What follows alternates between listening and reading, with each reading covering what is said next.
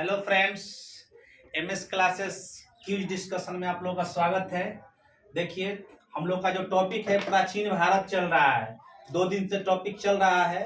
आज हमको वीडियो बनाने का मौका मिला। देखिए, मैं ये तो नहीं कहूंगा कि सारा इसी से क्वेश्चन आएगा, लेकिन प्राचीन भारत से जो भी क्वेश्चन है इससे छूटेगा भी नहीं। तो आप लोग शांतिपूर्वक देखेंगे और क्वेश्चन का हम डिस्कशन करेंगे। और आप लोग के सामने देखिए, क्वेश्चन स्टार्ट करते हैं।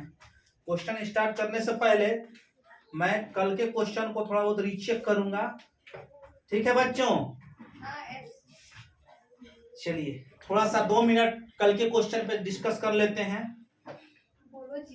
हड़प्पा वासी किस पक्षी की पूजा करते थे? कबूतर। बहुत अच्छा। कौन सा समूह मोहनजोदड़ो की पशुपति मुद्रा पर अंकित है? मतलब किस किस जानवर का चित्र? बहुत अच्छा। हड़प्पा किस नदी के किनारे स्थित है? रावी नदी। बहुत अच्छा। हड़प्पा वासी जो है वो किस पक्षी की पूजा करते थे? कबूतर। बेटा, किस शासक के शासन काल में बौद्ध धर्म को 2 भागों में बांटा गया था? गणेश। पता है। किस संगति पूछेगा तो? चतुर्थ संगति पूछेगा तो। एक क्वेश्चन और बहुत सारा क्वेश्चन उससे बनाना है। चलिए ठीक है, एक आध 2 क्वेश्चन और पूछ देते हैं।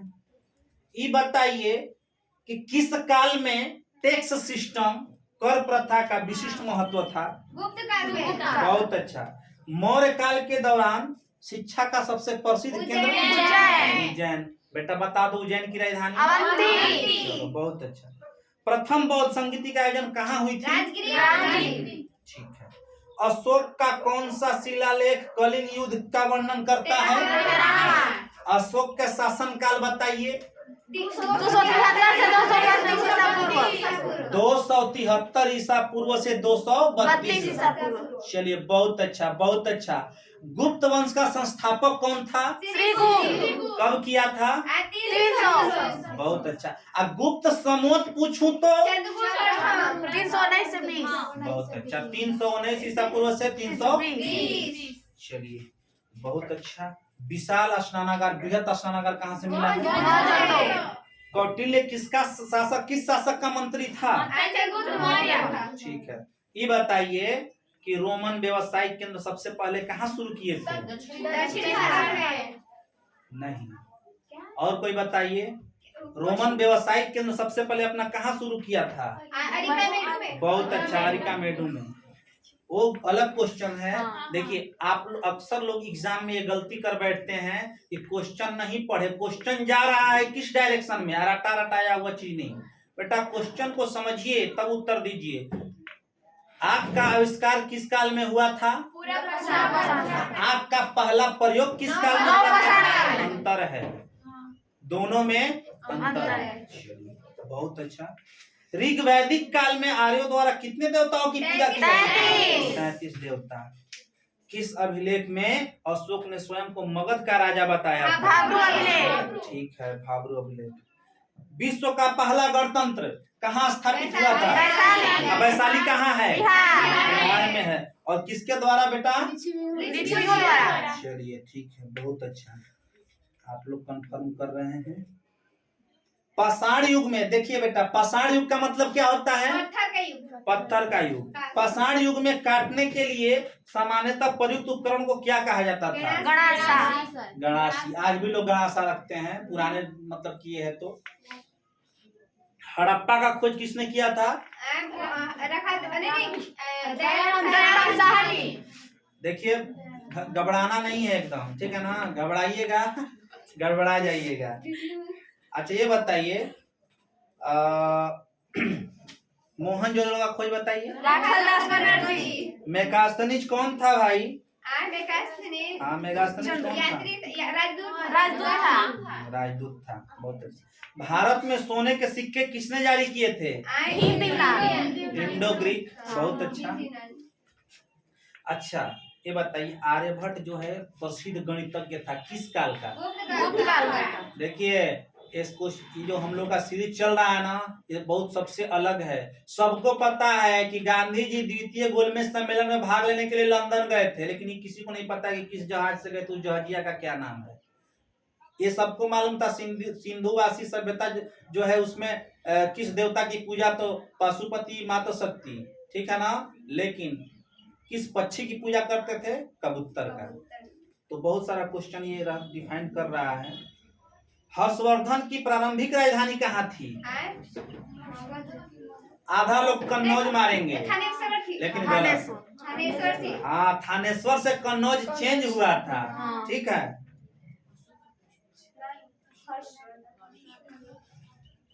चलिए अब हम क्वेश्चन को आगे लेके चलते हैं। आज खत्म कर देंगे हम लगभग क्वेश्चन को।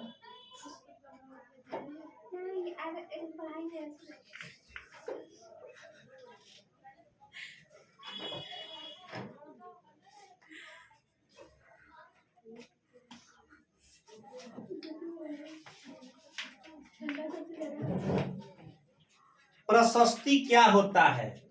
कल यही क्वेश्चन चला था ना। देखिए, प्रशस्ति क्या होता है? तो प्रशस्ति मतलब राजा का प्रशंसा। जिसके राज्य में रहिए उसका गुण गाते रहिए, विद्रोह नहीं करना है, ठीक है ना। जिसके राज्य में रहना है उसका गुण गाते रहना है। चलिए ठीक है, तो आगे चलते हैं। इलाहाबाद प्रशस्ति का लेखक कौन है? हरिसेन। इलाहाबाद में एगो प्रशस्ति था, प्रयाग प्रशस्ति था, ठीक है ना। बादामी के चालुक्य का संस्थापक कौन था? ठीक है, पुलकेशिन प्रथम। बादामी के चालुक्य का संस्थापक कौन था? बहुत अच्छा। कौन सा पल्लव राजा शंकराचार्य का समकालीन था? दंतीवर्मन। दंतीवर्मन पल्लव राजा था जो शंकराचार्य के समकालीन था, उनके शासनकाल में वो भी था। यही होता है समकालीन का मतलब। विक्रमादित्य का उपाधि किसने ग्रहण की भाई? चंद्रगुप्त द्वितीय।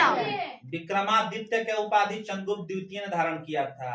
और गुप्त सामंत का स्थापना किसने किया था? चंद्रगुप्त प्रथम। 319 से 20। चलो बहुत अच्छा। तहकीक ए हिंद किस विदेशी यात्री द्वारा लिखित पुस्तक है? अलबरूनी। किसने हर्षवर्धन को नर्मदा के तट पर पराजित किया था? पुलकेशिन द्वितीय ने बेटा हर्षवर्धन को। पुलकेशिन द्वितीय ने किसको? हर्षवर्धन को। पुलकेशिन द्वितीय ने हर्षवर्धन को किस नदी के तट पर? नर्मदा नदी के तट पर पराजित किया, मतलब हराया था। चलिए ठीक है। मेगास्थनीज ने, पता है ना मेगास्थनीज कौन है? मेगास्थनीज द्वारा लिखित पुस्तक बताइए। इंडिका। तो मेगास्थनीज ने अपनी भारत यात्रा के वृतांत पर, यानी मेगास्थनीज जो भारत में यात्रा किया था उसके वृतांत पे जो पुस्तक लिखी थी, वो पुस्तक का नाम कौन है? इंडिका।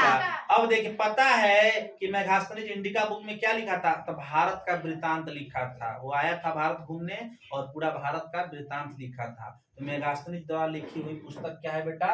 इंडिका है। चलिए ठीक है, आगे चलते हैं। कह रहा है ना कि गुप्त, अभी आप लोगों से मैं पूछा हूँ गुप्त साम्राज्य का, गुप्त वंश का संस्थापक श्रीगुप्त। लेकिन यहाँ क्वेश्चन का डायरेक्शन समझिएगा। क्वेश्चन को ध्यान से पढ़ के परीक्षा में डील करना है, नहीं तो सारा कहानी चौपट हो जाएगा। गुप्त साम्राज्य का वास्तविक संस्थापक किसको माना जाता है? जिन्होंने गुप्त संबंध की शुरुआत की 319 में। रिलेशन बना बना के याद कीजिए, ठीक है ना। देखिए, गुप्त संबंध चंद्रगुप्त प्रथम।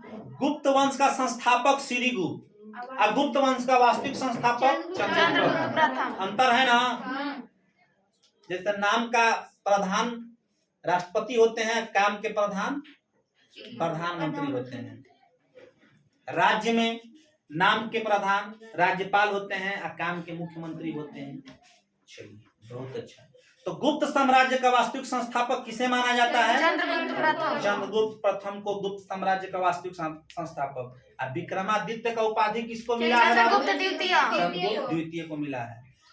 अपनी प्रसार नीतियों के कारण भारत का नेपोलियन किसे कहा जाता है? बहुत अच्छा, समुद्रगुप्त को।